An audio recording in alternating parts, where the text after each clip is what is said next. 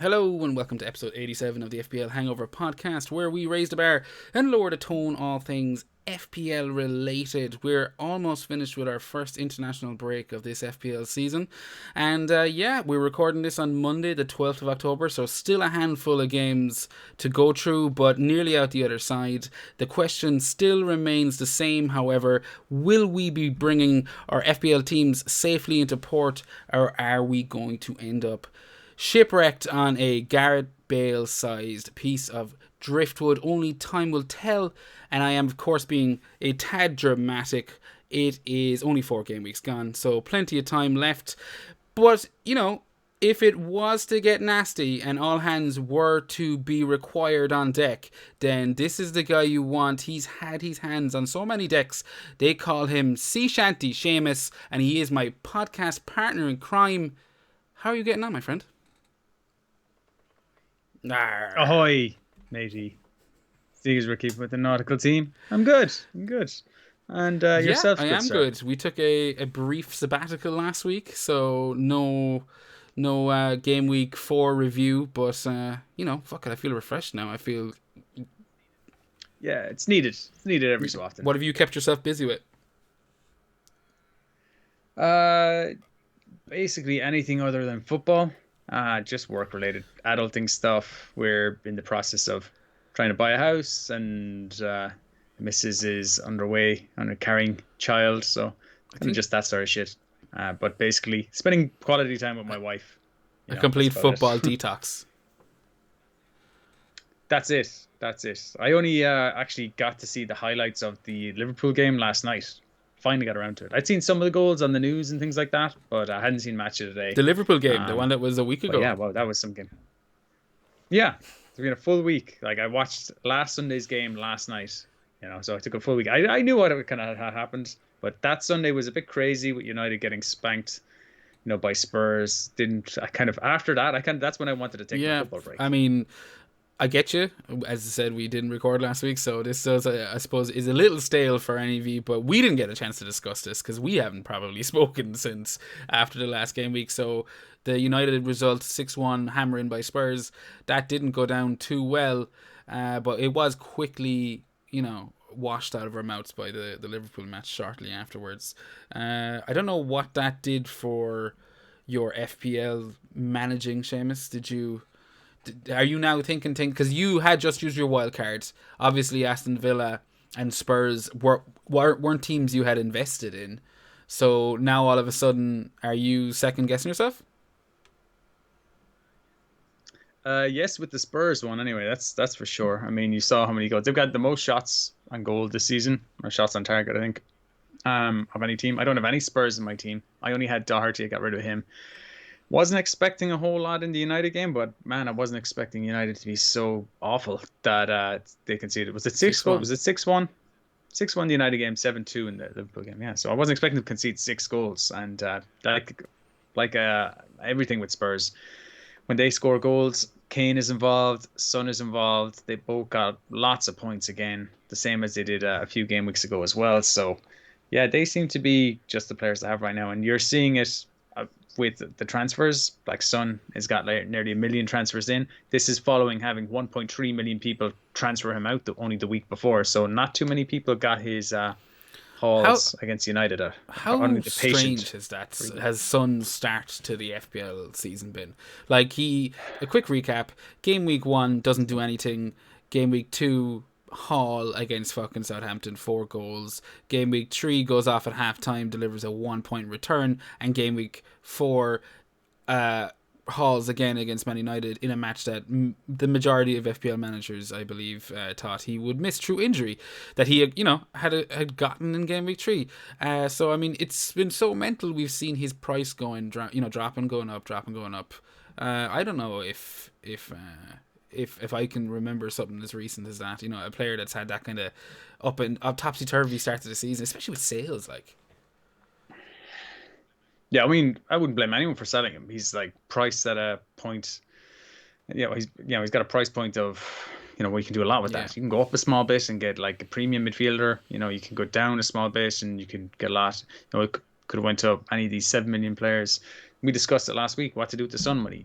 There was no doubt in our minds that he was out. He went off injured at half time. There would have been no reason to take him off. They weren't even winning that game. Or were they winning 1-0 maybe? Which What one? game was that? The previous game when he went off, They were Son. 1-0 up against Can't even remember. Newcastle. It was Yeah, the they were game 1-0 up against fixture. Newcastle. Yeah, it was Newcastle, wasn't it? And that was a kind of fixture where like he's not going to take him off there at halftime unless he's actually injured. There was a small bit of rumors about Jose mind games because he did let hints saying, well, look, it's a hamstring injury, but who knows? We won't rule him out. That's just mind games. But actually, the mind games seemed to be that he was injured in the first place.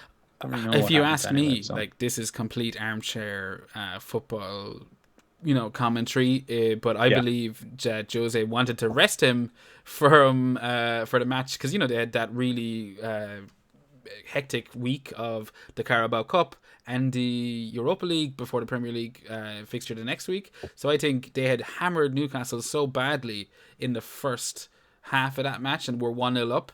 And to be honest with you, hammered him for 80 minutes of the match and 85 minutes of the match. Yeah. I think he just thought he was being a little bit smart by resting Son, taking him off at half time, like something you do in FIFA.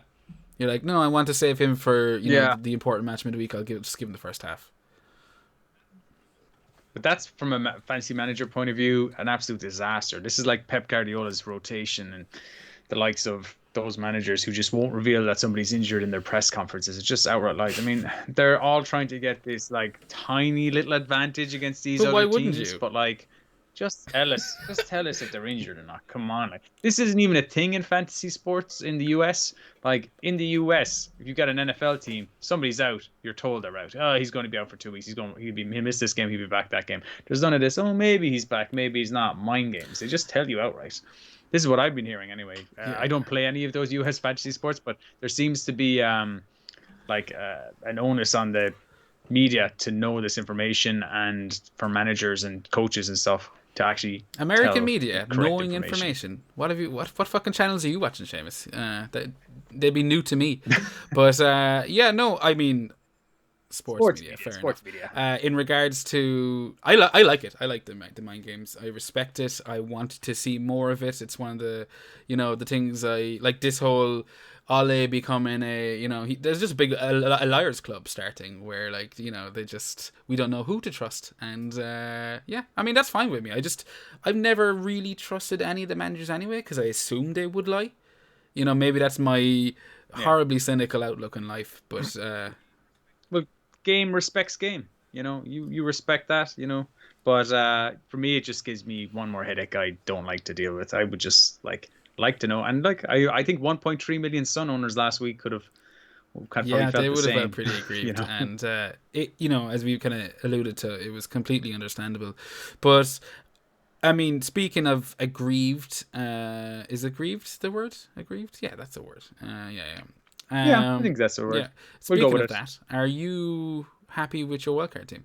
That was the big thing we kind of talked about, in last week's episode, and you've had your first game week since post wildcarding. Yeah, can't bait a red arrow on your wildcard, can you? So not ideal. 43 points. Is that my lowest point score of the season? Yeah, it's the 4 game weeks in. Lowest point score of the season. Not my lowest game week rank. Just about a game week rank of 4.192 million. Red arrow from 2.8 million places to 3 million places, so about 200k down. Not ideal. Not a very high scoring week. Generally speaking, most people would have got their captaincy wrong. People who went with Salah as captain did well, which is the kind of general theme. So I had him. That was one of the bright points. You asked if my wildcard was a success. I had 3 major decisions I went with. One was to go for Ings over Vardy. Vardy didn't score. Ings didn't score, so that worked out the same pretty much. But Ings was cheaper, allowed me to use my money in midfield more. I went with Salah instead of Sterling. So that's Sterling scored, but Salah scored 2. So that worked out better there. De Bruyne was a lock. Captaincy did nothing. 3rd captaincy blank out of 4. So that's killing me. New transfer Calvert-Lewin immediately repaid the favour, by getting him in, getting a goal. Unfortunately, no bonus points. Trossard was one of my picks. I went with Trossard over Podence, and because they were priced, Podence was slightly cheaper. But I went with Trossard. He got an assist, dodgy assist, albeit when the keeper spilled the ball, but you take what you can. And yeah, Jimenez, unfortunately, despite Wolves getting the W, didn't pick up anything, so only get 2 points. So my forward line looks good. In theory, they're all proven forwards, apart from Calvert-Lewin, but he's the most in form on player, in the league, forward anyway, this season. And I was a bit disappointed as well with Barnes having a late goal chalked off. That was my Leicester coverage when I didn't go for Vardy, and he had a 90+ minute goal chalked off. That was disappointing. So yeah, other than that, the usual backline was tatters. I got 0 points from my 3 defenders, 1 point from Justin, 0 from Lamptey, -1 from Alexander-Arnold for a net 0 points from my 3 defenders. Would have had a clean sheet for James. I went with James on my wild You card can't over say I Size. would have had a clean sheet when he doesn't play. Well, I picked the Chelsea defender, Yeah. and Chelsea kept the clean sheet. He just So if didn't you actually had start. Tamori or something like that, it would have been the same, yeah? Get out of town. You get to say I would have had a clean sheet if the player was sitting on your bench with 6 points. Then you go, yeah, okay. If you had played your Chelsea defender, you would have got a clean sheet. You, sir, are being a greedy Gertie. Greedy Gus. No, I mean, look, fuck it. James was a doubt at the start of the season. The reason I didn't have him in there on my team because I thought maybe he'd be dropped at some point. Didn't realize Chilwell was so ready to play. What a come in and fucking play. debut. I thought, I know, goal and assist. He And played clean in sheet. the midweek cup game, so I thought maybe he had a clean sheet. I thought maybe he might be rested. He may just have played a game midweek and then may take a break and then he'd be kind of come back soon. So I thought, James will probably play right back. Aspilicueta could play left back because I know he fucked out Alonso after the 3-3 draw with West Brom. So yeah, I was like, yeah, I think James is still in here. Went with him anyway. Felt like going for his attacking stylings. I had no Chelsea in my team. Should have went with Sice for Wolves in what turned out. So that was the one mistake I made there. And that side, I think the rest of my defense is pretty cheap. Another decision I thought of was Robertson over Alexander-Arnold. I said I'd stick with that Alexander-Arnold. And I just kept McCarthy in goals, who rewarded me 9 points as well. You so kind of stumbled on one of the big talking points this week. You chose Alexander-Arnold. The question now, especially after getting smashed 7-2, is, everyone, kind of similar to this stage last season, including the Alisson injury, kind of spookily enough. It's like, it was around the start of the season when Alisson picked up a knock and Adrian was the keeper, and we saw how topsy-turvy that was for the Liverpool defenders. Last Sunday's performance definitely wouldn't have put anyone at ease. Conceding 7 goals. We know what you did. You kept Trent. Now that was before the hammering. I don't think that would have changed anyway because I don't know how many people are depending on Trent's clean sheets. But for the likes of FPL managers who have doubled up on Liverpool, Robertson and Trent, or Van Dijk and one of the two. What are you thinking? You thinking get off, or is that safe to say? Great question. In a word, panic. Okay, panic. Just sell all your players. I'm with you. Sell Salah. Sell one of them though. I think sell one of them. Not your maybe not Salah because I still think they'll score goals. But watching what happened in that. Okay, there was a large element of that. Some of those goals that Aston Villa scored were lucky. But you can chalk off maybe 3 of those goals. That's still conceding 4 goals. And Watkins could have had, another couple of goals. He hit the bar. He was 1-on-1. Adrian actually saved it. Didn't matter at that stage. They were Barkley 5 goals ahead. Yeah. Barkley missed a couple. Yeah. You mentioned him earlier when we were talking, and you were dead right. He could have had another couple.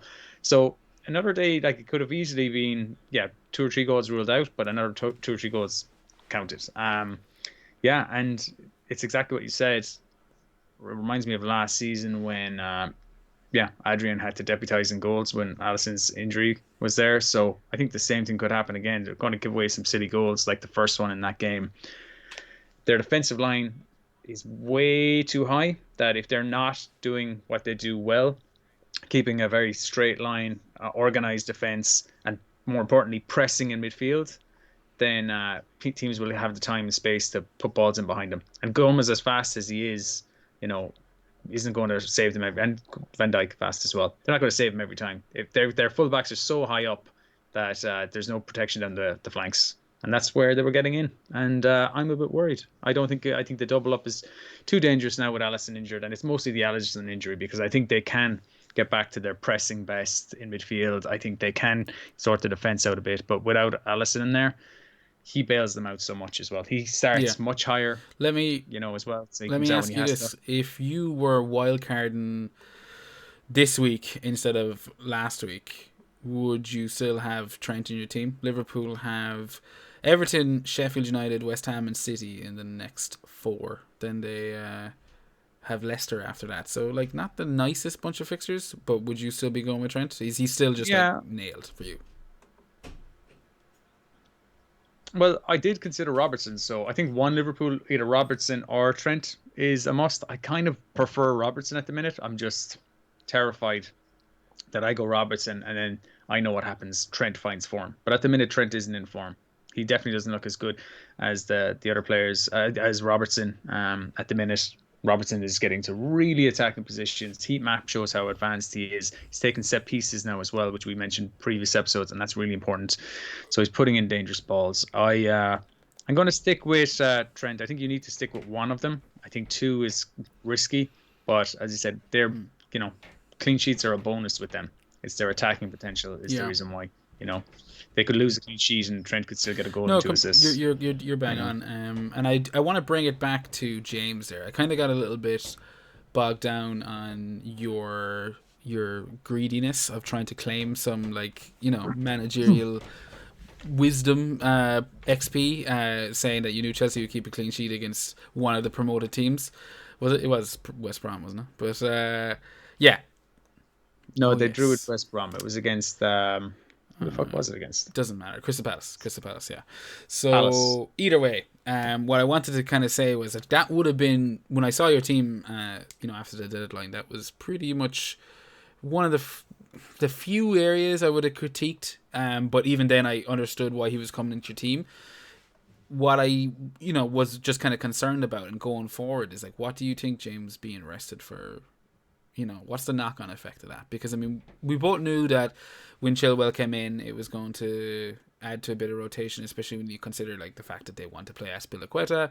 Are we entirely sure that he's playing forward to back and no, not 3 centre? Like, there was questions in the air, and now we've seen James rested. So, is this for you? Like, are you kind of a wait and see now, or are you just jumping? Are you think, like, nope, I missed a boat with him? No, I don't know. Now I'm worried that if he's, it's a straight shot when he's got, his defender's fit, he's, fully fit left back, then it's going to be a choice between Azpilicueta and James at right back. And if he's going for Azpilicueta, instead of James in a game against Crystal Palace, where, they have some of their fastest players on the left, like Zaha or Eze, then if he's still choosing Azpilicueta over Reece James, who's much faster, Azpilicueta is just starting to get slow. We've seen it a couple of times. I think we saw it last year in the FA Cup final. He's getting slow, so it's something that I feel like he's probably first choice now. So yeah, looks like James could be a mistake. James could be somebody who just comes in and out for games here and there when people need to be rested or injured and things like that. Unless he goes to a back 5 and he plays Azpilicueta in a back 2, which I don't think he will do, because if he was going to do it, he surely would have done it, in that game last week. So he might have to go. But I'm probably not going to react this week. I'm probably going to give it one more week, so I have a double transfer in game week 6, and then he can go then. Well, that was kind of like my little nitpick of your team. I'm obviously using hindsight to kind of come at you a bit stronger with that there, because it's been 2 weeks and this has been mulling over in my head. At the time when you were picking your team, like, this is obviously prior to Reece James missing a match or losing out on his spot in the team. So fair enough. But one of the places I also wanted to give you credit to in your wild card was Leandro Trossard. I thought that was I didn't know if you had the balls to go for Trossard. I was wondering, because he's a fringe FPL player. We remember last season there was glimpses. I had him in my team last year. Then he picked up that knock and whatsoever for the rest of the season. But yeah, Brighton coming into a pretty decent run of fixtures. Crystal Palace, West Brom, Spurs, Burnley, and Villa all in the next 5. He picked you up an assist in his a fortunate assist, thanks to Jordan Pickford. Slippery hands Pickford. He got you 5-point return. You must be pretty happy going into an away match against Crystal Palace. Yeah, well, the game week 6 game at home to West Brom will be the one where I'll have further Mm. high hopes for him. I mean, what is it? 4 game weeks in now, and they have do 1 win and 3 losses. Brighton. They've played really good. I mean, they've been very attacking. Great to watch. They were unlucky against Chelsea. You know, they didn't really deserve to lose 3-1. They beat Newcastle, fair enough. Really unlucky against United, and Everton are just a team that are in good form at the moment. So look, they got the better of them. But yeah, I think the next few we'll see some wins, and I really wanted a bit of Brighton. I don't really want Maupay. He's the penalty taker, so he's probably the one to go for. But Trossard is more exciting of a player. He's basically playing as a forward, where he's starting, and he's getting on the ball a whole lot more. He creates a ton. Could have had a few against United, like I said, and he's only 2% owned, so it gives me a bit of interest in the Brighton kind of to watch Brighton games, which I want to watch because they're actually quite attacking this year and they're interesting, and I think they will.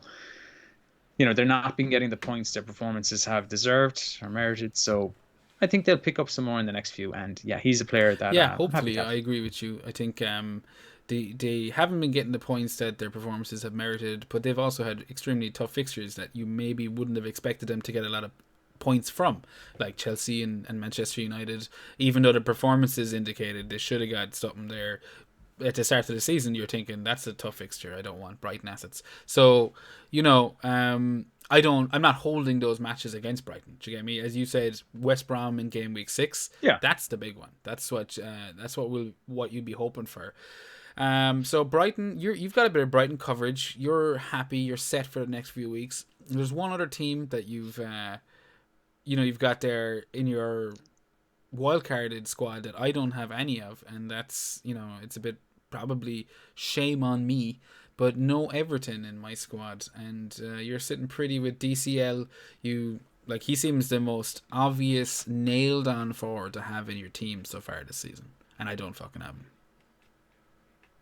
Yeah, I mean, just simply based on price. Well, he's priced at 7.6 now. Started the season at 7. I got on him only Is he I've only had him 1 7-6? week, Oh, for fuck's and sake. he's already yeah, he's I got him at 7.3. I've only had him a week. He's up to 7.6 now. His ownership is going to be really high. What is it? It's 48% owned. He's like owned by half the game now, and you can't blame him. Like the games, he's got a goal in at least every game. 8, 17, 6 points. Yeah, he's banging them in. Fixture this week is tough.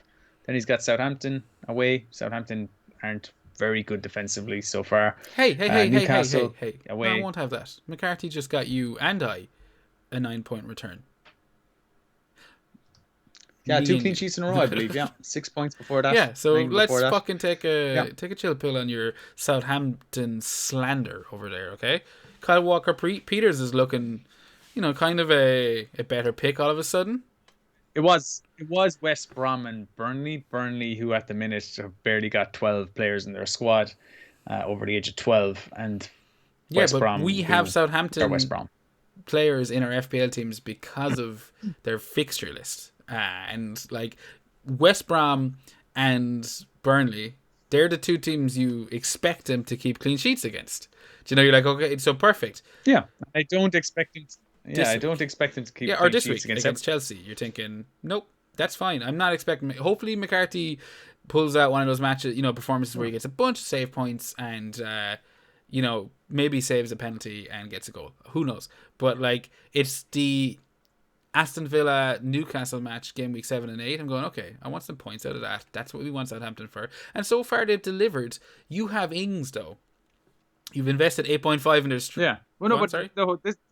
this whole thing came from you were I was saying I want Calvert-Lewin for that game against Southampton, which is not this week, but it's the following week, because I think that's a good fixture for Everton. I think Everton will batter Do you think so? Southampton. Is as good as Southampton are.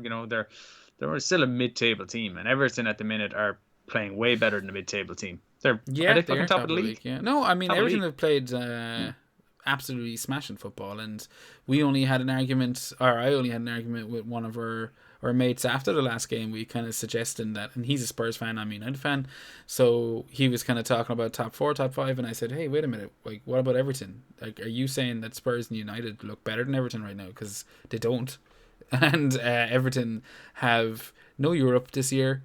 I think they're going to be really strong contenders. Maybe you're right. Maybe with the Southampton Everton match, but I don't think that puts me off Southampton defensive assets. If you get where I'm coming from, like I think. No, I'd still keep him because they'll get lots of shots, and McCarthy hopefully will make lots of saves depending on the quality of the shots.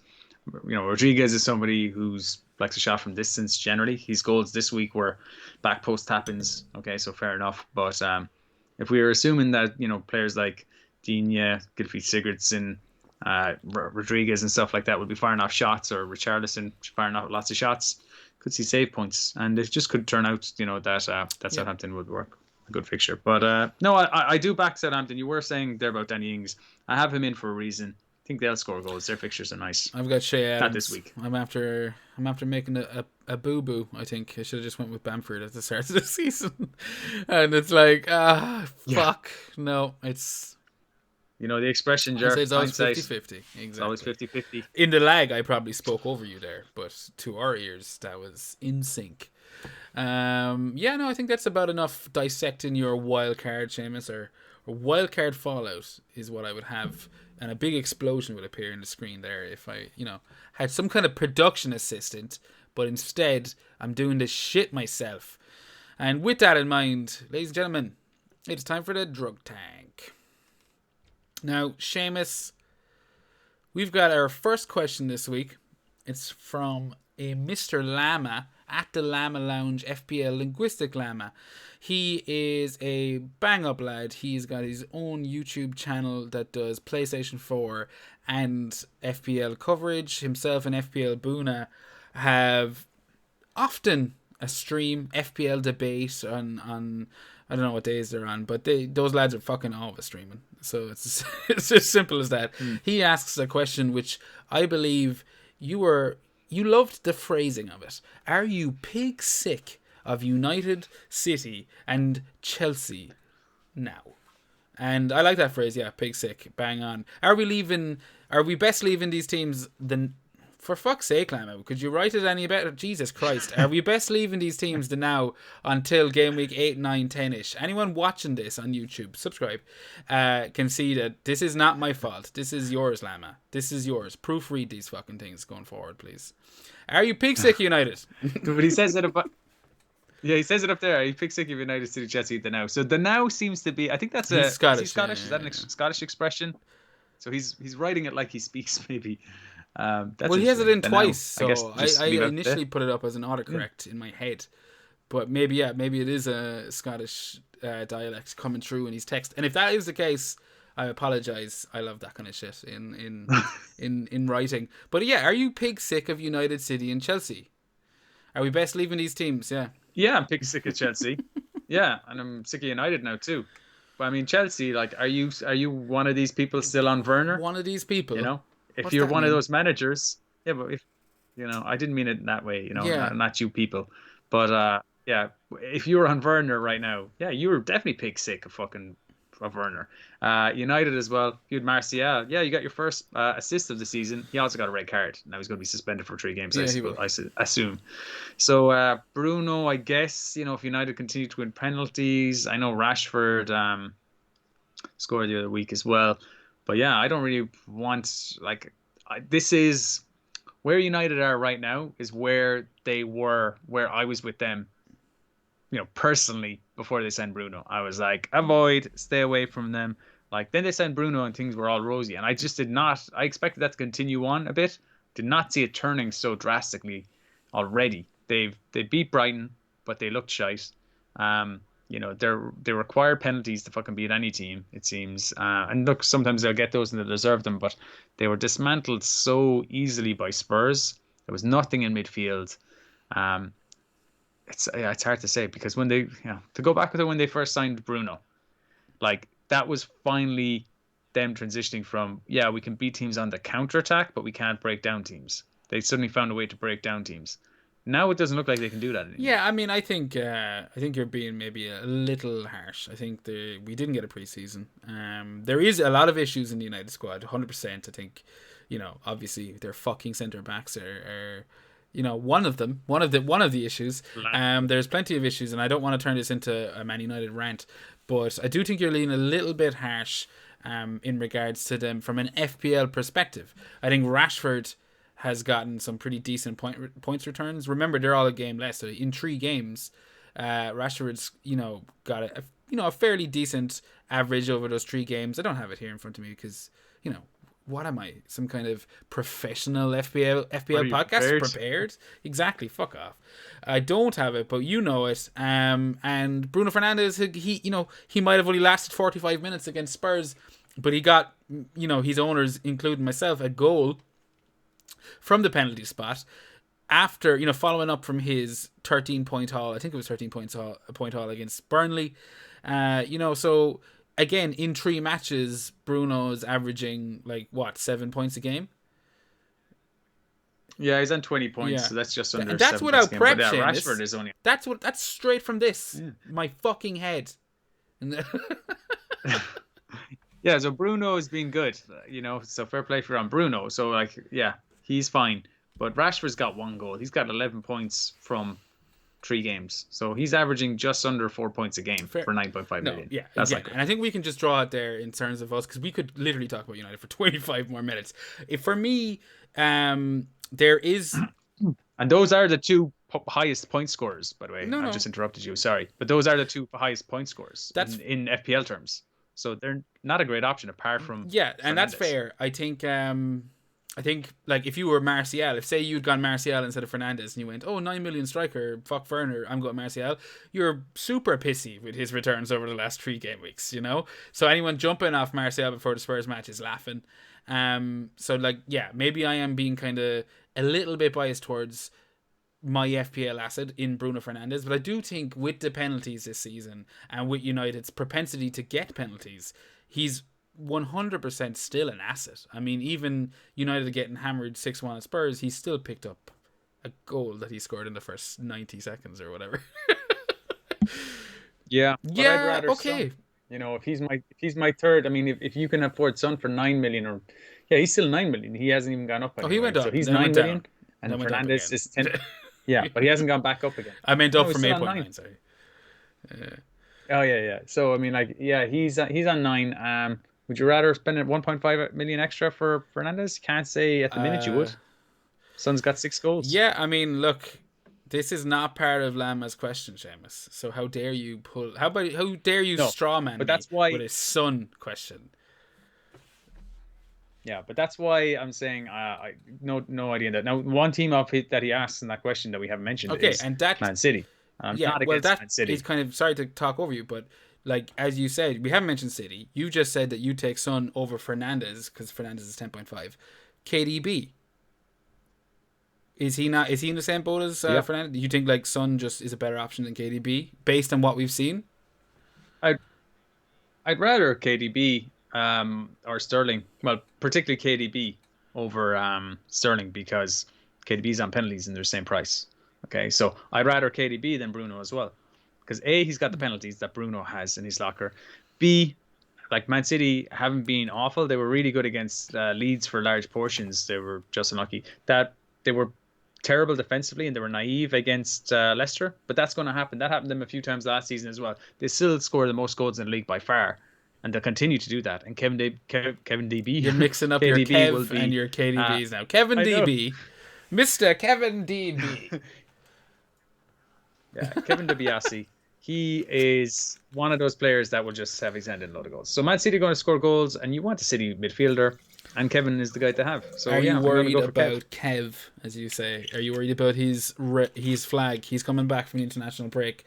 He's flown home from Belgium. This is an FPL Hangover exclusive. He's flown back to England, back to Manchester, and he's probably going to have a big yellow flag on him tomorrow. Are you nervous about that? Yeah, that is a potential one. I haven't made my transfer yet. I think I'm still going to stick with him. I think he went off in the last Belgian game against England as a precaution. It didn't look like anything serious, but then now it's emerged today, only in the last couple of hours, that he's going to miss the Iceland game. I think Iceland is their next friendly. That's on Tuesday or Wednesday. So since he's missing that, he's flown home. But is it something just that he's only going to miss it because it's too soon? It's only 2 days away and he'll be fine by the weekend? Is it an international break flag? I hope so. Let's see. So I mean, I'm going to keep him anyway. It's just if that's the case and he's a doubt, I might have to move on Reece James because I can't afford to carry too many non-players. I might go for Yeah. Sice or something then. Well, yes, But to anyone listening who's still in the show, 35 minutes in, fair play to you. We we're refreshing our drinks. That's a little bit of me. Sip a beer to the working man. Seamus, next team, Chelsea. Go for it. You're pissy. Same. Yeah. Fuck him. Now, Werner, fuck off, Come back when you score. I'm going to hit some fucking you goals. When with you're not playing left one wing. word, 2 syllables. Havertz. Havertz.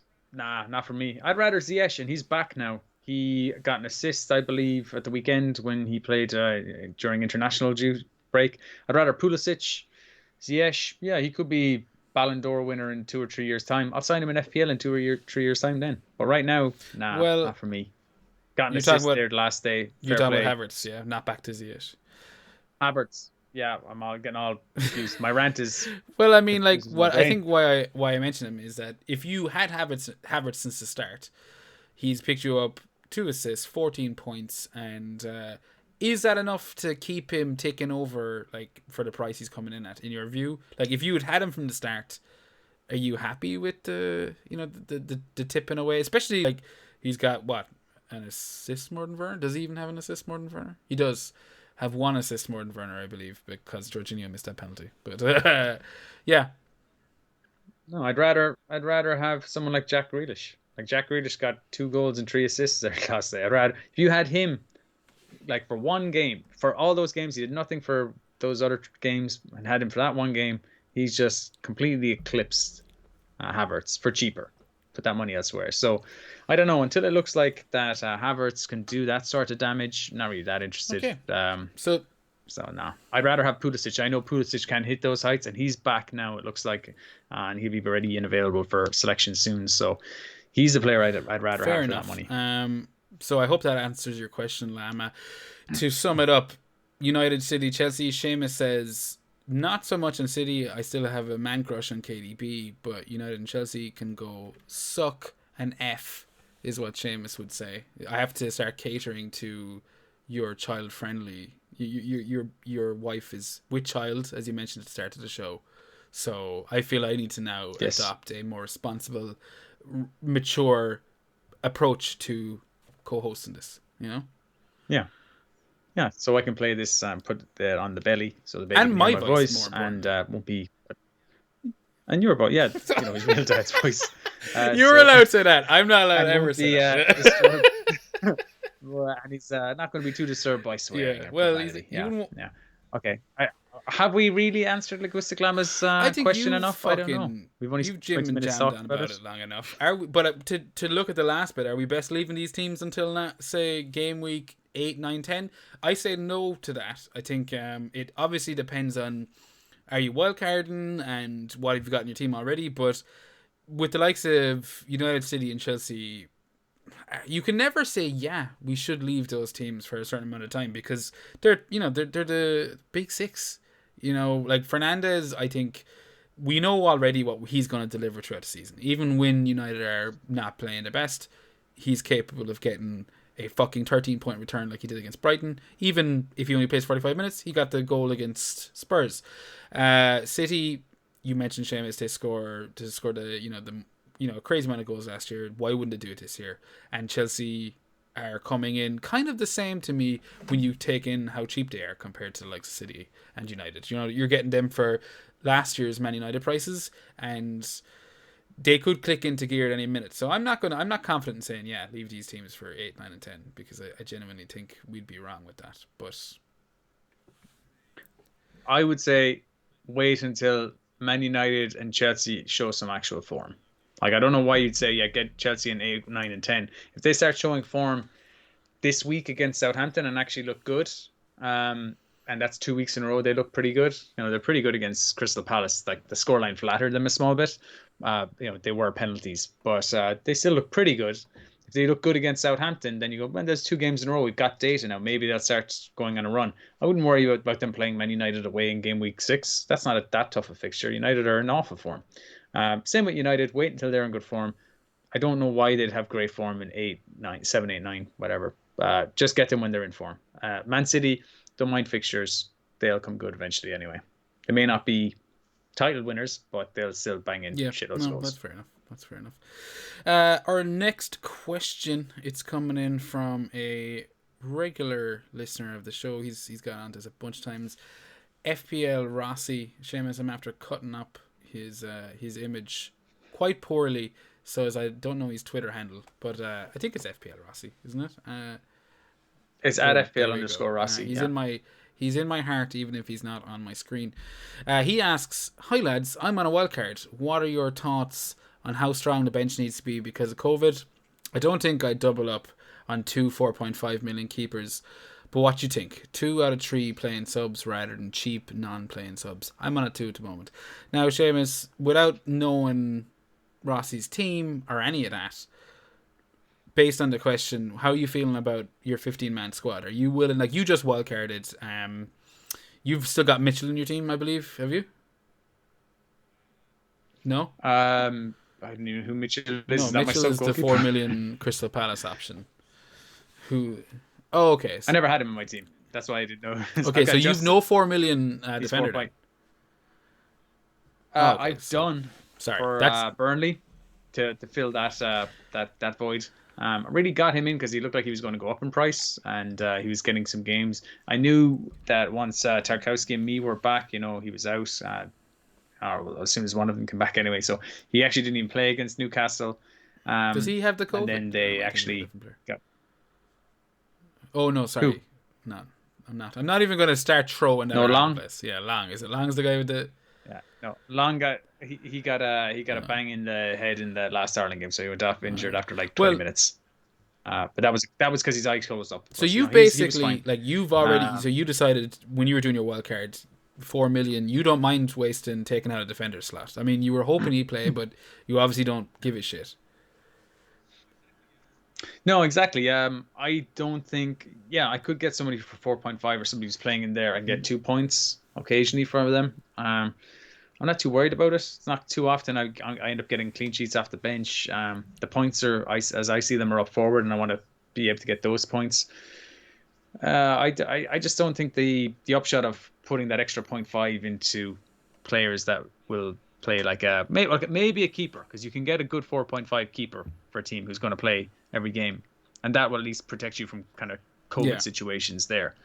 But the thing about it as well with keepers is keepers kind of tend to work together. Like David De Gea and Henderson will train together, and they'll work with a goalkeeping coach. If one of them gets COVID, chances are the other one gets COVID as well, because they're going to be handling balls.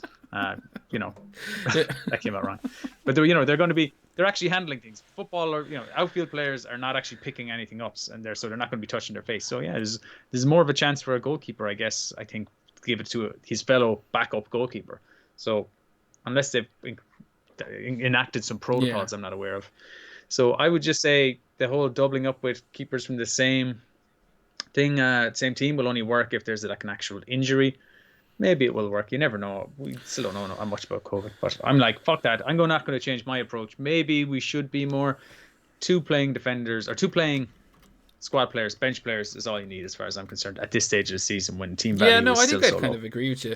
I'm in the same boat. Like, I approached this season, willing to lose a defender in a 4 million Mitchell. Like, I didn't expect him to actually be playing as long as he is playing. I knew that he was likely to start the first 1 or 2, but he picked up some points. I think he went up in price. It's like, oh shit, that's all well and good. He's going to lose his spot to Van Aanholt, I'd imagine, especially because I don't think Mitchell was all that good against Everton or I think it was Everton. I don't think he had the greatest of games. So I mean, he's going to be gone soon enough, but I'd still be okay with losing a defending spot if it meant being able to, I don't know, maybe have a kind of higher class of player in a different spot. I think 2 is fine, Rossi.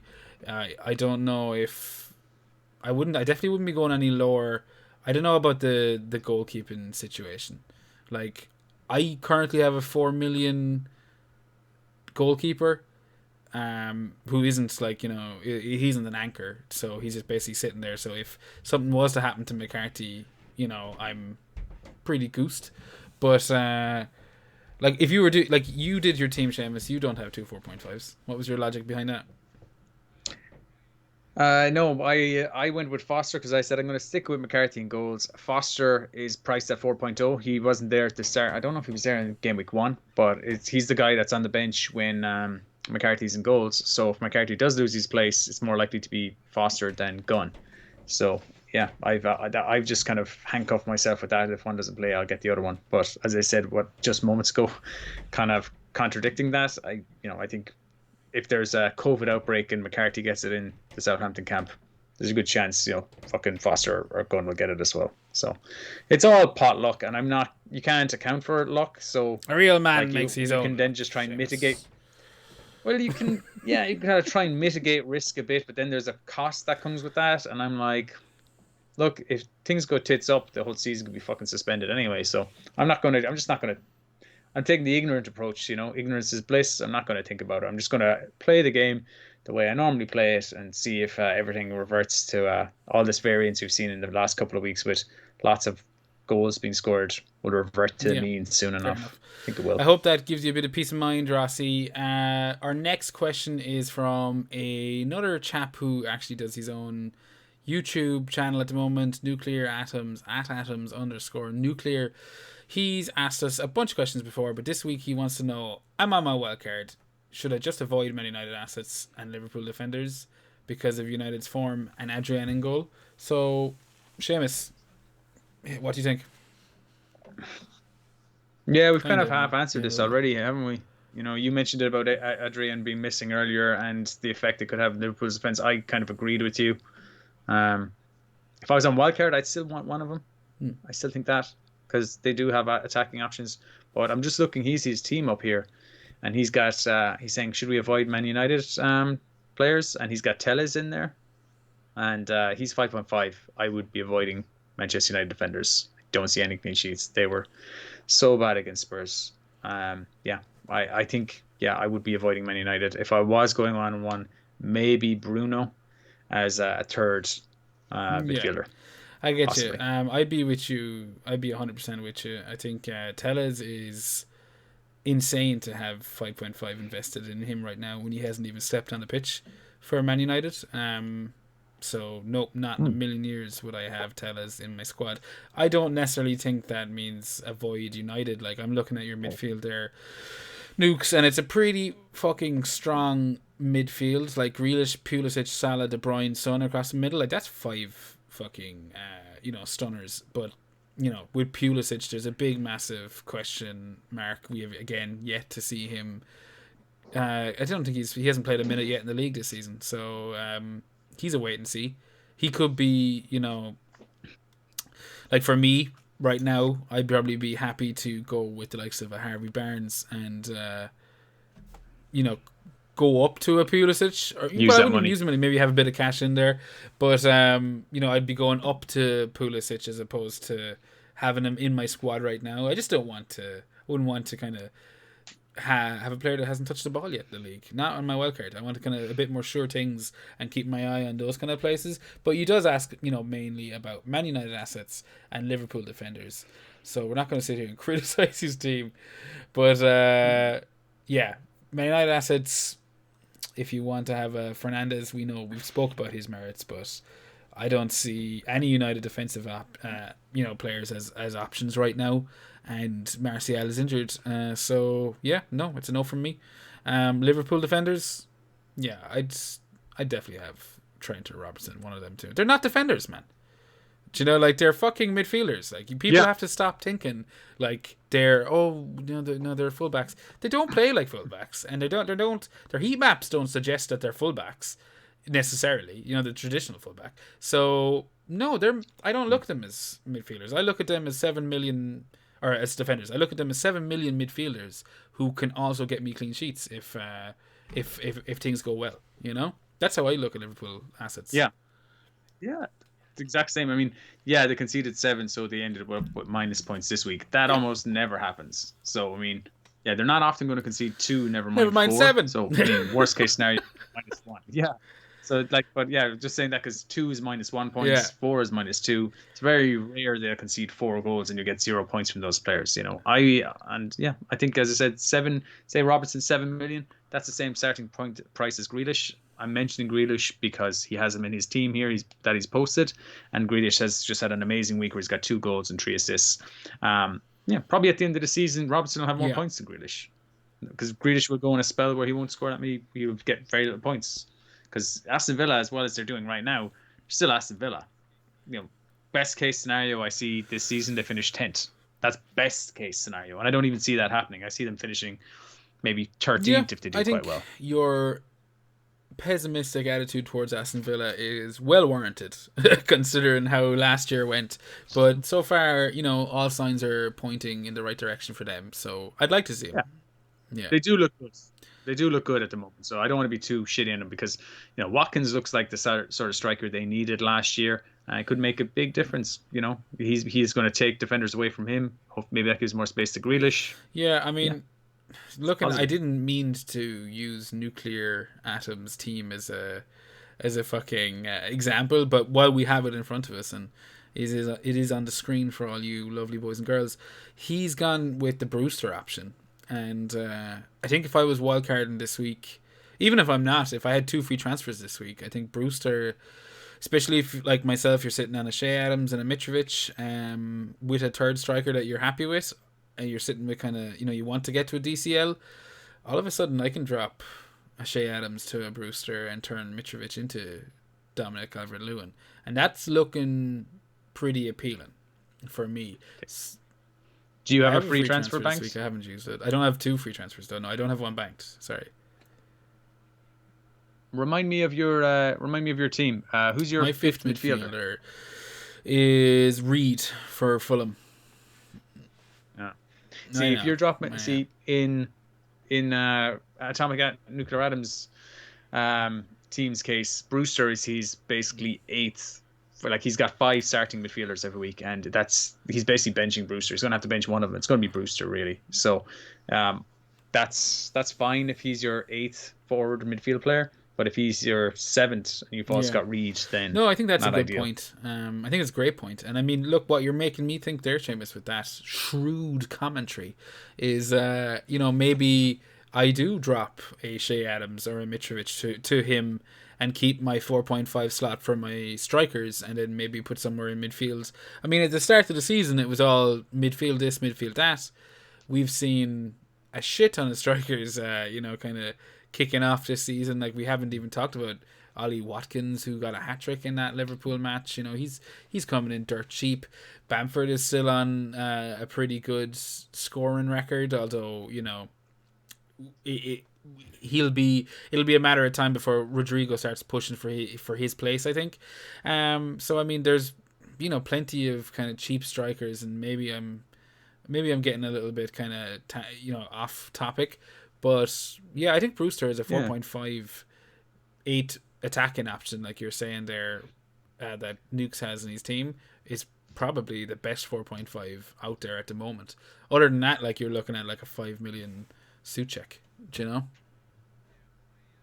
Yeah, if I was in your position and you were talking about dropping, was it Mitrovic or Shea Adams? Was it down to Watkins? Was it? Yeah. If you drop Adams down to Watkins, to fucking what's his face? Brewster. God, I'm forgetting his name. Yeah. Brewster. You could use that money to upgrade Reed, I think, or you could just go fuck it and just go straight to Watkins. Or Bamford. Like, you mentioned Bamford, but I think Watkins is someone you're overlooking. He looked really good the other day. Played with Brentford, got a lot of goals. And after this game against Leicester, in Gameweek 6, they've got Leeds at home, Southampton at home, then Arsenal away, but then Brighton at home, West Ham away, Newcastle at home. Maybe you want to wait more till like Gameweek 9 or Gameweek 6, but he could be just a straight swap for Adams. That could be a route out of Adams. I think a lot of people are doing that, and I think it's a good shout as well. He's only 3.3% owned. Yeah. not a lot of No, I risk for get you. I get 5.9. you. I think I'm still in a bit of a wait and see stage right now, in terms of, like, I don't know if Brewster is even going to start this weekend. You know, like with those kind of things. He could just come off the bench. Watkins, you know, he's got a tough enough one this week against Leicester. So, you know, it's not like I want to go into that. But the Leeds match could be good, and maybe that is something worth looking out for. But that is the end of our drunk tank, ladies and gents. Thank you for the questions, and yeah, if you want to, you know, send in any questions or any random topics, you can hit us up on Twitter at FPL Hangover. Before we wrap up, Seamus, it is about time now. I foolishly thought we had done the league in the last episode, but then you reminded me that, yeah, there's been a game week since we last did our mini league. So let's see how that looks. Yeah, 1 second while I get. I have it up. I have it up. It's there. It's there. No, Doing no. a freestyle here in the background. It just took me. I was like, oh, there's a picture in front of a fucking picture. No, the FPL Hangover mini league is up there, and in first place is Dunfahy 11. Damien McCallion, he got a game week 4 score of 63 points, and he sits up there. Is that right, James? Or are my eyes deceiving me? He's 286. Yeah. That's a great fucking 286. Rank. So he's killing it. Yeah. No, 286 is his overall points. His actual overall rank is 28k. Oh, oddly, 28 and 28, Seamus. Spooky. Nah, not that spooky. Yeah. Not that spooky, but it's a great rank to be at. I mean, like, I'm down at 3 million after 4 game weeks, so I would rip your arm off or something like that. He's not joking, Damien. He actually would rip your arm off. In second place, we have Live on Earth. Again, my eyes fail me because of the shitty fucking streaming quality, but Live on Earth 616. He's not too far behind an overall score of 271 points, and I can't imagine his rank being too far behind. Just under him, we have Ian Walsh on 256 points. He is a long time friend of ours, and it's definitely fascinating to see him up amongst the having the elite. The elite. Exactly, the top 3 fucking positions in our league. So hopefully he keeps that streak going. Derek Barry, MacGyver's Divers in number 4. Lads on Toure, Dara Farher, he's in number 5. Lane Lyons? That's tough to say. Liam Herrich, you're in number 6. Clarkey's County, Tony Clark, he's number 7. Chicken Caesar Salah, Anthony Clark, number 8. Are they related? Tune in next week. Number 9, Abra Dubravka, Anthony Trotter. Number 10, number joint 10th spot. 2 competitors from last year, Eric Brasspenning and Paul Galloway. They're both sitting on 241 points. So yeah, there's some fucking intimidating scores in that league already, Seamus. Both of us aren't a million miles apart, and I'm already going, like, I have to catch up on 80 fucking points? That's not right. This is our league. Yeah, but they're trashing us. But yeah, we didn't win this last year. We're not going to win it this year. Yeah, no. Yeah. Is that last year's winner anywhere? Fruity good FC, there? Alan. He's in there somewhere. Yeah. We haven't announced this, but I suppose while we have you here, anyone that's got to 58 minutes of this shit show, fair play to you. And I suppose we should tell you all that if you want to join the mini league, it is EH4HH7. The code is EH4HH7. Easy to remember. So yeah, get on that. We have not shared that on any social media shit since. It's disgraceful. No. We mention it on every podcast. I don't know. We should really do that. We have to do it like right now on pod, or else I'm not going to do it. Not going to happen. They can go fuck themselves. Social media, no. Anyone who's in it, they're in it. No, I'm only joking. We will put it out. It'll be a bit embarrassing, I suppose, but hey, at least you know that these people are pure. They're FPL Hangover pure, triple distilled pure. I think we can leave it there, Seamus. We have hit the 60-minute mark. Game week 5 is a couple of days away. You've got all the nasty details, Seamus, don't you? I do. I can tell you who's going to be, top point scorer in game week 5 and all that. But if you need to find out that information, then you should DM us or tweet us on the social media. So on Twitter, we're at FPL Hangover. You can also DM me. My DMs are now open. Somebody pointed out that they weren't actually open before How do you put your last DMs week. that are open? How But do you set that yeah, to open? Yeah, because when you go to your settings, do you it can now. just say either friends can message you. Yeah, you can either go to they say your friends can message you or everyone. So I've just set it to everyone now. But I'm at FPL Drunk if you want to message me. We can also get us on email if you want to go the old school route, which is fplhangover@gmail.com. We still occasionally check I that. check it all the Really fucking time email since I started doing this shit, Seamus. Okay, Yeah. it's open on my damn desktop now. If you get our personal numbers, Steve, Ian, any of you guys, you can message us. No, I'm not going to give out Seamus, our personal phone numbers here on this. Yeah, I might give you yours. I can stop this screen. Oh, I can stop this stream right now, buddy. Oh yeah, but I think we're also on Facebook. Man, I don't think I've even updated the Facebook page since the start of the season. I should really get on that. That was my responsibility.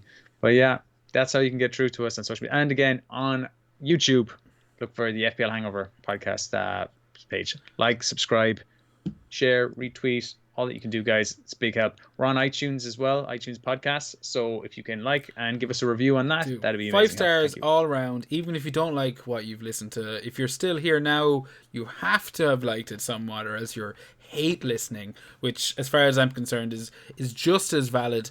Like, subscribe, all of that shit. Enjoy game week 5, folks. We will see you next week, and God bless.